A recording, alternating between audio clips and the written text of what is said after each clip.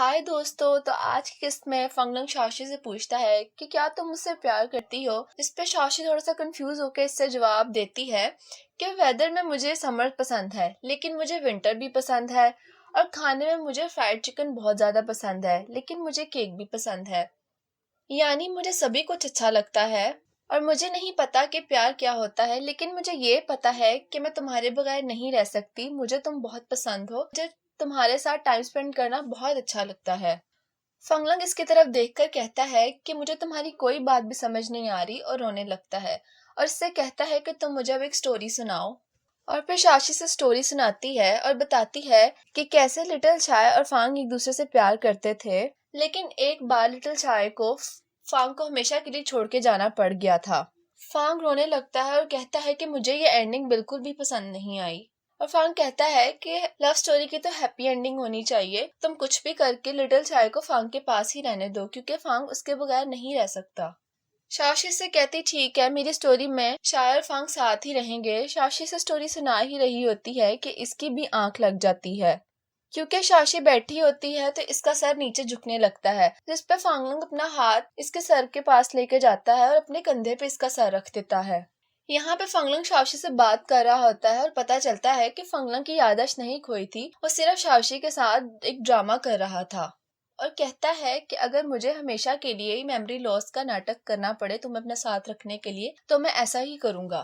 फिर सुबह शाशी फंगलंग के साथ सो रही होती है। जब इसकी आंख खुलती है तो ये सोचती है कि काश जल्दी से इसकी याददाश्त वापस आ जाए। ये उठकर बैठती है तो जियांग का मैसेज आता है, वो उसको मिलने के लिए बुला रहा होता है और शाशी से मिलने चली जाती है। इसके बाद कांग और इसकी बहन फोन पर बात कर रहे होते हैं और इसकी बहन इसे बताती है कि मेरे प्राइवेट इन्वेस्टिगेटर ने मुझे ये बताया है कि फांग को कोई साइकोलॉजिकल प्रॉब्लम है और अपनी इस बीमारी का इलाज वो यूएसए से करवा रहा है। और अपने भाई को बताती है कि मजीद मालूमात के लिए मैं यूएसए आई हुई हूँ, और जैसे ही हमें फंगलंग की मेंटल इलनेस के बारे में हर प्रॉपर तरीके से पता चल जाएगा तो हम इसे कंपनी के सामने रिवील करके फंगलंग को इसकी पोजीशन से हटवा देंगे। शाशी जियांग से मिलने आ जाती है और ये दोनों बातें कर रहे होते हैं। शाशी जियांग को बताती है कि मुझे कभी कभी लगता है कि शायद वाकई में ही फंगलंग की आदत चली गई है, लेकिन कभी मुझे ऐसा भी लगता है कि फंग सिर्फ ड्रामा कर रहा है। जियांग शाशी से कहता है कि अगर तुम्हें कोई डाउट है तो फिर मैं अपनी पावर से पता लगवा सकता हूँ कि फंगलंग वाकई में अपनी आदत खो बैठा है या वो सिर्फ एक ड्रामा कर रहा है। लेकिन शाशी से कहती है कि तुम ऐसा हरगिज ना करना, क्योंकि अगर तुमने अपनी पावर्स का इस्तेमाल किया तो वो हमेशा के लिए उसका नर्वस सिस्टम खराब हो जाएगा, और वैसे भी हमारे केप टाउन के लॉ के खिलाफ है। और मैं कोशिश कर रही हूँ कि जल्द से जल्द फंगलंग को उसकी याददाश्त वापस दिला सकूं। ये सब कह के शाशी जियांग के घर से चली जाती है। शाशी के मना करने के बावजूद भी जियांग फंगलंग के घर चला जाता है और वहां जाके टाइम स्टॉप कर देता है। जियांग अपनी पावर्स से फंगलंग की मेमोरी वापस ला रहा होता है कि तभी वहां पर शाशी आ जाती है और आकर जियांग को इस सब से रोक देती है और कहती है कि तुम ये सब क्या कर रहे हो। जियांग बहुत गुस्से में कहता है कि मुझे अपना काम करने दो, हमें अपना मिशन जल्द से जल्द कंप्लीट करना है। शाशी जियांग से कहती है कि तुम मुझे बस एक आखिरी चांस दो, मैं जल्दी ही फंगलंग की याददाश्त वापस लाने की कोशिश करूंगी और हम हार्मोन्स कलेक्ट करने शुरू कर देंगे। जियांग शाशी को कहता है ठीक है, लेकिन ये तुम्हारा लास्ट चांस है, और वहां से चला जाता है। जियांग के जाने के बाद फंगलंग को फौरन चक्कर आता है, जिस पर शाशी संभाल लेती है और कहती है कि तुम्हारी बॉडी काफी वीक हो गई है, हमें जिम जाकर एक्सरसाइज करनी चाहिए। इसके बाद ये दोनों जिम चले जाते हैं। शाशी और फांग दोनों ही अपने स्विमिंग कॉस्ट्यूम्स पहन लेते हैं और शाशी से कहती है कि अब हम स्विमिंग करेंगे। लेकिन फंगलंग को ये याद होता है कि जब लास्ट टाइम शाशी ने स्विमिंग की थी तो क्या हुआ था। इसीलिए फंगलंग शाशी को स्विमिंग करने से मना करता है, लेकिन शाशी इसकी बात नहीं मानती। जिस पर फंगलंग इसे कहता है कि स्विमिंग से पहले एटलीस्ट हमें स्ट्रेचिंग तो करनी ही चाहिए। जिस पर शाशी कहती है कि तुम्हें कैसे पता था कि पिछली बार मेरे पाँव पर चोट लग गई थी और तुम मुझे स्ट्रेचिंग करने का कह रहे हो। फंगलंग कहता है ये तो यूनिवर्सल ट्रूथ है कि स्विमिंग से पहले हमेशा स्ट्रेचिंग की जाती है। लेकिन शाशी फंगलंग की कोई भी बात सुने बगैर पानी में कूद जाती है। फंगलंग स्विमिंग पूल में देखता है, लेकिन पानी में इसको कोई भी हरकत महसूस नहीं हो रही होती, और ये देखकर फंगलंग बहुत घबरा जाता है और फिर वो खुद भी पानी में छलांग लगा देता है। और जब अंदर जाके देखता है तो शाशी पानी में बेहोश पड़ी होती है। फिर फंगलंग इसे उठाकर बाहर ले आता है और ये चेक करता है तो इसे पता चलता है कि शाशी की सांसें नहीं चल रही। फंगलंग फौरी तौर पे शाशी को सीपीआर देता है सीपीआर देने के बाद शाशी होश में आ जाती है और फंगलंग इसे अपने बाजू के सहारे पर बिठाया होता है, जिसपे शाशी कहती है कि काश तुम्हें याद आ जाए कि मैं कौन हूँ। फंगलंग इसकी ऐसी हालत देख के इसे सच बता देता है और कहता है कि मुझे सब याद है और ये भी याद है कि तुम कौन हो। शाशी ये सुनकर फौरन गुस्से में खड़ी होती है और कहती है कि मुझे पहले ही शक था कि तुम ड्रामा कर रहे हो। शाशी यहाँ से जा रही होती है कि फंगलंग इसे रोककर किस करता है। मैं तुम्हें खुद से दूर नहीं जाने दे सकता, और मैंने जब वो तुम्हारी फेयरवेल वाली लिस्ट देखी तो मुझे यही सही लगा कि मैं तुम्हें इसी तरीके से अपने पास रख सकता हूँ। शाशी कहती है कि वो तो मैंने इंटरनेट पे एक गेम देखा था कि अपने फ्रेंड्स को सभी फेयरवेल गिफ्ट्स देते हैं और गिफ्ट्स देने के बाद उनका रिएक्शन देखते थे। फांग कहता है जो भी हो, लेकिन अगर तुम कभी भी मुझसे दूर गई तो मुझे अच्छा नहीं लगेगा। शाशी इस सब के बाद भी गुस्सा होती है और कहती है कि मुझे बिल्कुल अच्छा नहीं लग रहा कि तुम कल से मेरे साथ ड्रामा कर रहे थे और मुझे ऐसा फील करवाया कि तुम मुझे बिल्कुल भी प्यार नहीं करते।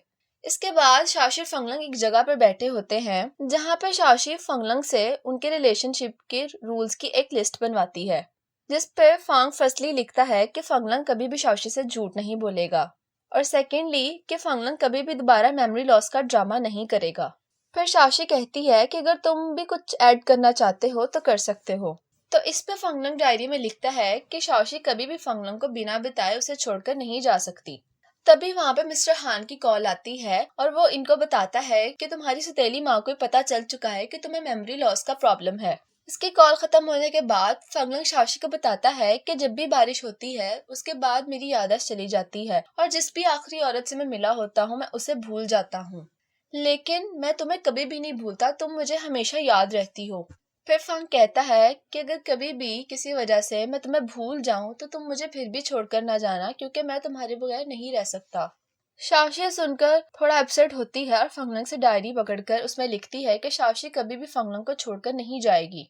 इसके बाद शाशी वापस अपने घर आ जाती है। आके मिस छाया से पूछती है कि प्यार क्या होता है, जिस पर मिस छाया से बताती हैं कि किसी इंसान से बातें करना, उसके साथ रहना, उसकी सारी बातों को पसंद करना, ये सब प्यार होता है।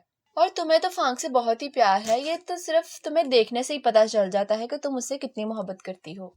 इसके बाद मिस छाया शाशी को सजेस्ट करते हैं तुम्हें और फंगलंग को एक ट्रिप पे जाना चाहिए, जिससे तुम लोगों को एक दूसरे को समझने में काफी मदद मिलेगी। इसके बाद शाशी डॉक्टर जांग से मिलने जाती है और वहां जाकर फांग की बीमारी के बारे में इससे पूछती है, जिस पर डॉक्टर जांग इसे बताता है कि फंगलंग को ये बीमारी बचपन से ही हो गई थी। बचपन में एक बार फांग के माँ बाप का झगड़ा हो गया था, जिस पे उसकी माँ इसे लेकर घर से चली गई थी और रास्ते में बहुत तेज बारिश होने लग गई थी, जिससे इसकी माँ का एक्सीडेंट हो गया था और उसी एक्सीडेंट में फांग की माँ की डेथ हो गई थी। इसी वाक़ये के बाद से फंगलंग को बारिश के बाद कोई भी औरत याद नहीं रहती और मुझे लगता है कि फांग की बीमारी तभी ठीक होगी जब वो अपने बाप से अपने बचपन के ट्रॉमास के बारे में डिस्कशन करेगा। शाशी समझ जाती है कि अब उसे क्या करना चाहिए और वहाँ से जा रही होती है, लेकिन जांग इसे रोकने की कोशिश कर रहा होता है, पर शाशी इसकी बात सुने बगैर वहाँ से फौरी तौर पर चली जाती है। फिर इसके बाद कांग फांग के फादर को शाशी और फंगलंग की तस्वीर एक मैगजीन में दिखाता है और कहता है कि काफी टाइम से ही शाशी फांग के पीछे पड़ी हुई है। पहले तो ये लड़की यानी शाशी हमारी कंपनी में फूड डिलीवर करने आती थी, लेकिन धीरे धीरे इसने कंपनी में अपनी जगह बना ली और वहीं पर जॉब करने लगी और फिर इस लड़की ने फंगलंग को अपने जाल में फंसा लिया। फंगलंग का बाप ये सारी बातें सुनकर गुस्सा होता है और कांग से कहता है कि मुझे फंगलंग को इतनी बड़ी जिम्मेदारी देनी ही नहीं चाहिए थी और यही वजह है कि फंगलंग हमारी किसी भी बात या हमें बिल्कुल भी सीरियसली नहीं ले रहा है। कांग इससे कहता है कि मुझे तो यही लगता है कि शाशी फंगलंग के साथ सिर्फ इसीलिए क्योंकि उससे बहुत सारा पैसा नजर आ रहा है, वो लालची है तभी फंगलंग के साथ है और शायद वो उससे हकीकत में मोहब्बत भी नहीं करती। ये सब बातें सुनकर तो मजीद फांग के बाप को गुस्सा आ रहा था। तभी वहाँ पे यानी फांग के घर फांग के बाप से मिलने शाशी आ जाती है, लेकिन कांग शाशी को घर के अंदर आने नहीं देता। ऐसे में शाशी घर के बाहर खड़ी होकर वेट करती है और जब कांग और फंगलंग का बाप घर से बाहर आता है तो शाशी से बात करना चाह रही होती है, लेकिन फांग का बाप इसकी कोई भी बात सुने बगैर यहाँ से चला जाता है।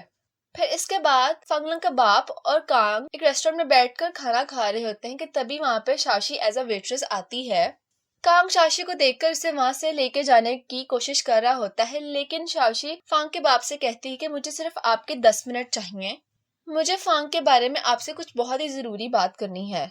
फांग का नाम सुन के फांग का बाप इसकी बात पर राजी हो जाता है और शाशी को बात करने के लिए कहता है। इसके बाद शाशी थिएटर में मौजूद होती है और इसने फंगलंग को भी यहाँ पर बुलाया होता है। फंगलंग यहाँ पे आता है और पूछता है कि हम यहाँ पे क्या कर रहे हैं, जिस पे शाशी बताती है कि हम आज साथ में मूवी देखेंगे और फंगलंग को कहती है कि तुम थिएटर में चलो, मैं हमारे लिए पॉपकॉर्न्स लेके आती हूँ।